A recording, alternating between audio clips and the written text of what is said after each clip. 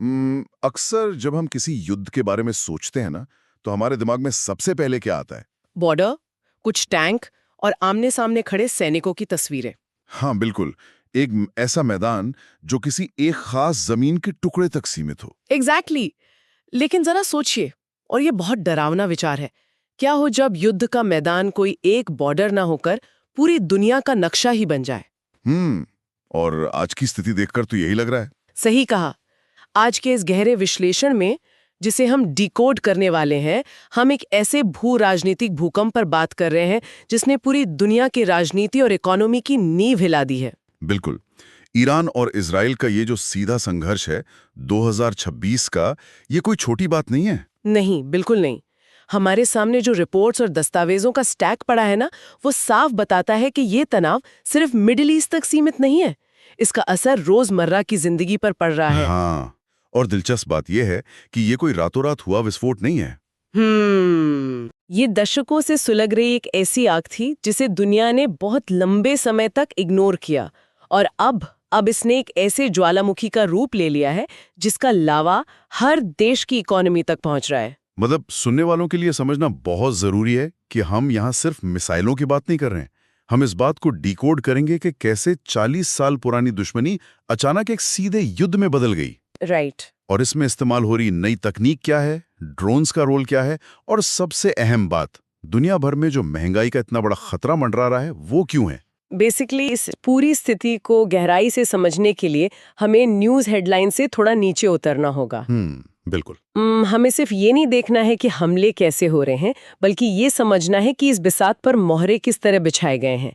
आखिर middle east की जमीन ही इस टकराव का केंद्र क्यों है। तो चलिए इसी बिसात से शुरू करते हैं। इस संघर्ष को समझने के लिए सबसे पहले ये जानना जरूरी है कि ये खेल किस मैदान पर खेला जा रहा है। एग्जैक्टली। और अगर हम मिडिल ईस्ट की बात करें तो ये दुनिया का सबसे बड़ा तेल और गैस का रिजर्व है। हाँ, और सिर्फ रिजर्व ही नहीं, ये एशिया, यूरोप और अफ्रीका को जोड़ने वाला एक बहुत ही स्ट्रेटेजिक रूट है। मतलब इसे हम ग्लोबल इकोनॉमी की जुगलर वेन कह सकते हैं, मुख्य नस। बहुत सही शब्द इस्तेमाल किया आपने, जुगलर वेन। हाँ, क्योंकि अगर ये नस कटती है तो पूरी दुनिया की इकोनॉमी का खून बहने लगता है। बिल्कुल। और इस मैदान में हमारे पास जो दो खिलाड़ी हैं, उनकी प्रोफाइल समझना बहुत जरूरी है। ईरान और इजराइल। राइट। एक तरफ ईरान है, राजधानी तेहरान। ये एक शिया बहुल इस्लामी गणराज्य है, और पता है इसकी सबसे बड़ी ताकत क्या है? उसकी मिसाइलें। मिसाइलें तो हैं ही, लेकिन सबसे बड़ी ताकत है मिडिल ईस्ट में फैला हुआ उसका एक बहुत बड़ा नेटवर्क। और दूसरी तरफ इजराइल है, जिसकी राजधानी यरूशलेम है। हाँ, एक यहूदी बहुल राष्ट्र। इसकी पहचान दुनिया की सबसे आधुनिक और तकनीकी रूप से घातक सेना IDF से होती है। और इजराइल के पास ना सिर्फ बेहतरीन इंटेलिजेंस है, बल्कि उसे अमेरिका जैसी ग्लोबल सुपर पावर का अटूट समर्थन भी हासिल है। तो अगर मैं इसे विजुलाइज करूं ना, तो ये ऐसा है जैसे दुनिया के सबसे फ्लेमेबल, मतलब ज्वलनशील कमरे में दो हैवीवेट चैंपियन खड़े हों। राइट। एक के पास विशाल नेटवर्क और मिसाइलों का जखीरा है, और दूसरे के पास सबसे एडवांस टेक्निक और एक महाशक्ति का साथ। मतलब वहां एक चिंगारी भी गिरी तो पूरा कमरा उड़ जाएगा। और यही बात इस लड़ाई को एक ग्लोबल क्राइसिस बना देती है। अच्छा, यहाँ पे ना एक बात सच में बहुत दिलचस्प हो जाती है। जब मैं इन सोर्सेस को पढ़ रहा था, तो मैंने देखा कि 1948 से लेकर 1979 तक इन दोनों देशों के रिश्ते बिल्कुल नॉर्मल थे। हाँ, बिल्कुल। बाकायदा व्यापार और कूटनीतिक रिश्ते थे। तो फिर ऐसा क्या हुआ, जो देश 30 साल तक शांत थे वो रातों रात कट्टर दुश्मन कैसे बन गए?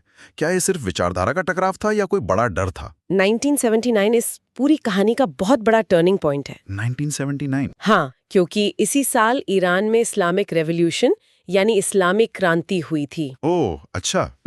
इस क्रांति ने सिर्फ सत्ता ही नहीं बदली, बल्कि ईरान की पूरी फॉरेन पॉलिसी को बदल कर रख दिया। नई लीडरशिप ने इजराइल को मान्यता देने से ही इनकार कर दिया। और शायद इसीलिए उन्होंने इजराइल को छोटा शैतान कहना शुरू किया था। एग्जैक्टली। कूटनीतिक रिश्ते पूरी तरह से टूट गए। लेकिन अगर हम इसे एक बड़े परिप्रेक्ष्य से जोड़ें, तो ये सिर्फ धर्म या विचारधारा का मामला नहीं था। तो फिर असली मुद्दा क्या था? असली मुद्दा था, और आज भी है, परमाणु विवाद, न्यूक्लियर इश्यू। ईरान का हमेशा से ये दावा रहा है कि उसका परमाणु कार्यक्रम केवल शांतिपूर्ण ऊर्जा के लिए है, बिजली के लिए है। लेकिन इजराइल को इस बात पे भरोसा नहीं है, राइट? बिल्कुल नहीं। इजराइल की सबसे बड़ी चिंता ये है कि ईरान छुपकर परमाणु हथियार यानी न्यूक्लियर बॉम्ब बना रहा है, और इजराइल की राष्ट्रीय सुरक्षा नीति बहुत स्पष्ट है इस पर कि हाँ। किसी भी कीमत पे उन्हें ऐसा नहीं करने देना है। हाँ, किसी भी कीमत पर ईरान को परमाणु शक्ति नहीं बनने देना है, क्योंकि इजराइल के लिए सिर्फ शक्ति संतुलन का मामला नहीं है, ये उनके अस्तित्व को बचाने की लड़ाई है। मतलब ये डर इतना गहरा था कि इसने दशकों की कड़वाहट पैदा कर दी। लेकिन जो दस्तावेज हम देख रहे हैं उनमें एक बात साफ है कि ये दोनों देश सीधे आमने सामने नहीं लड़े इतने सालों तक। राइट, वो प्रॉक्सी वॉर खेलते रहे। हाँ, छद्म युद्ध, मतलब पर्दे के पीछे से वार करना। बिल्कुल। प्रॉक्सी वॉर का मतलब ही यही है। ईरान ने अपने समर्थित क्षेत्रीय संगठनों के जरिए इजराइल पर लगातार दबाव बनाया। और इसके जवाब में इजराइल ने क्या किया? इजराइल ने ईरान के अंदर खुफिया हमले किए, कोवर्ट ऑपरेशंस, न्यूक्लियर साइंटिस्ट को निशाना बनाना, साइबर अटैक्स करना। तो मेरा सवाल ये है, ये जो छाया युद्ध या प्रॉक्सी वॉर दशकों से चल रहा था, तो अचानक ऐसा क्या हुआ जिसने इस अलिखित नियम को तोड़ दिया? ये एक बहुत ही महत्वपूर्ण सवाल खड़ा करता है। कूटनीति में कुछ रेड लाइंस होती हैं, लाल रेखाएं। अच्छा। जब दूतावासों और महत्वपूर्ण सैन्य ठिकानों पर सीधे हमले हुए तो वो रेड लाइन पार हो गई। दोनों देशों ने एक दूसरे की संप्रभुता का सीधा उल्लंघन किया। मतलब जब आपके घर के अंदर घुसकर कोई हमला करे तो आप चुप नहीं बैठ सकते। एग्जैक्टली। जब ऐसा होता है ना, तो सरकारों के पास घरेलू दबाव और अंतर्राष्ट्रीय छवि के कारण सीधे जवाब देने के अलावा कोई विकल्प नहीं बचता। और जब ये जवाब दिया गया तो ये को पुराने जमाने की लड़ाई तो थी नहीं। खंड 4 के जो दस्तावेज हैं हमारे पास, वो बताते हैं कि ये पूरी तरह से एक हाईटेक युद्ध है। बिल्कुल, आसमान से प्रहार हो रहा है। हाँ, लड़ाकू विमानों से तेज हवाई हमले, दुश्मन के रडार और मिलिट्री बेस तबाह किए जा रहे हैं। लेकिन इन सब में जो सबसे डरावनी चीज मुझे लगी वो है ड्रोन वॉरफेयर। ओहो, ड्रोन तकनीक ने तो युद्ध के पूरे अर्थशास्त्र को ही बदल दिया है। बिल्कुल। ये जो कामिकाजे ड्रोन्स हैं, आत्मघाती ड्रोन्स, ये तो रडार की पकड़ में भी नहीं आते। हाँ, और ये बेहद सटीक होते हैं। तो इस सब का असल मतलब क्या है? मतलब अगर हम इसे आसान भाषा में समझे, ये ऐसा है जैसे कोई लाखों मधुमक्खियों को एक साथ किसी सटीक निशाने पर छोड़ दे। बहुत सही उपमा दिया आपने। हाँ, जिन्हें रोकना किसी भी रडार या एयर डिफेंस सिस्टम के लिए लगभग नामुमकिन है। आप 10 मधुमक्खियां मार लेंगे, 100 मार लेंगे, पर हजारों का झुंड आ जाए तो क्या करेंगे? एग्जैक्टली। और इसमें सबसे खतरनाक बात क्या है पता है? क्या? इन ड्रोन्स की कीमत ये मिसाइलों की तुलना में बहुत बहुत ज्यादा सस्ते होते हैं। महंगे एयर डिफेंस सिस्टम से एक सस्ते ड्रोन को मार गिराना आर्थिक रूप से ये बहुत बड़ा नुकसान है। मतलब आप हथियार तो रोक रहे हैं लेकिन अपना बैंक बैलेंस खाली कर रहे हैं। बिल्कुल, ये मॉडर्न वॉरफेयर की एक नई और बहुत खतरनाक रणनीति है। और इसके साथ जो क्रूज और बैलिस्टिक मिसाइलों का इस्तेमाल हो रहा है, जो 1000 किलोमीटर से ज्यादा की दूरी तय कर सकती हैं। उसने तो शहरों पर भारी तबाही का खतरा पैदा कर दिया है। बिल्कुल। और अब इस तबाही का असर सिर्फ युद्ध के मैदान तक नहीं है। हमारे जो दस्तावेजों का अगला हिस्सा है वो सीधे हमारी और आपकी जेब से जुड़ा है। ग्लोबल इकोनॉमी पर असर। हाँ, मिडल ईस्ट के इस युद्ध का सीधा असर अब उन लोगों पर पड़ रहा है जो युद्ध क्षेत्र से हजारों किलोमीटर दूर हैं। बिल्कुल सही बात है। और इसका सबसे बड़ा कारण है हॉर्मुज जलडमरू मध्य, द स्ट्रेट ऑफ हॉर्मुज, दुनिया का सबसे महत्वपूर्ण चोक पॉइंट। एग्जैक्टली।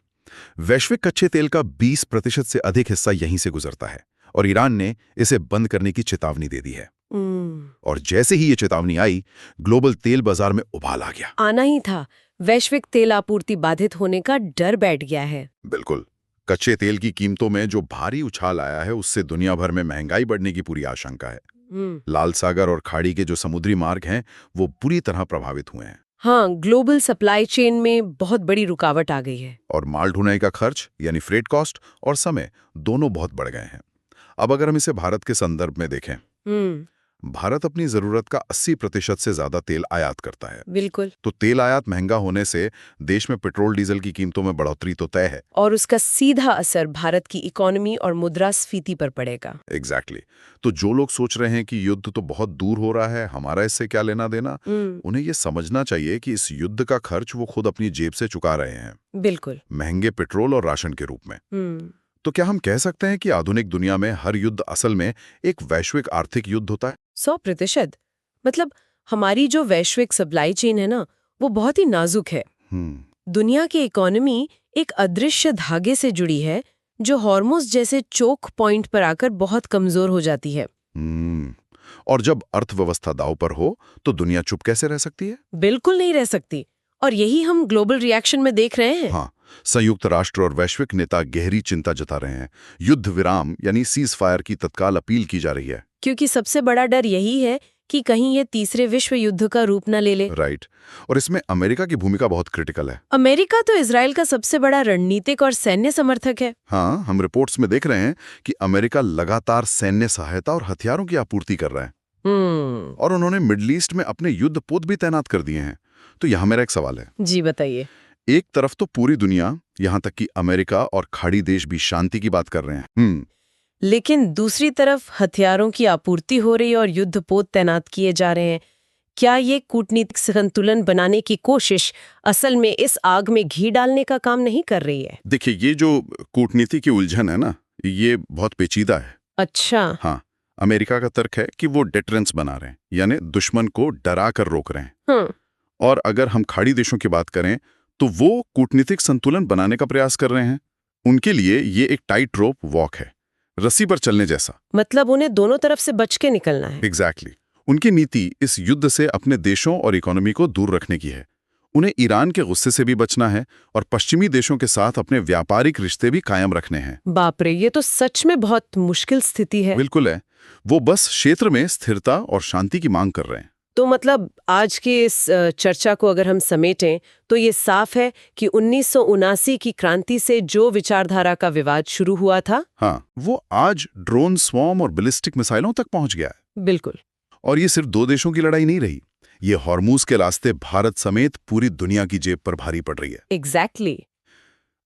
लेकिन इस चर्चा को खत्म करते हुए मेरे दिमाग में एक और सवाल आ रहा है, एक बहुत ही प्रोवोकेटिव विचार जो इन सब चीजों को देखने के बाद उठता है। क्या विचार है?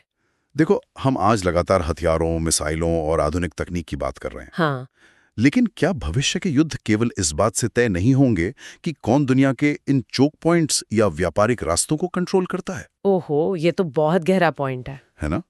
शायद असली महाशक्ति वो देश नहीं जिसके पास सबसे अच्छी मिसाइलें या सबसे बड़ा न्यूक्लियर बम है, बल्कि असली महाशक्ति वो है जो बस एक बटन दबाकर या समंदर में कुछ जहाज रोककर दुनिया की आधी अर्थव्यवस्था का रास्ता रोक सकता है। बिल्कुल, बिना एक गोली चलाए पूरी दुनिया को घुटनों पर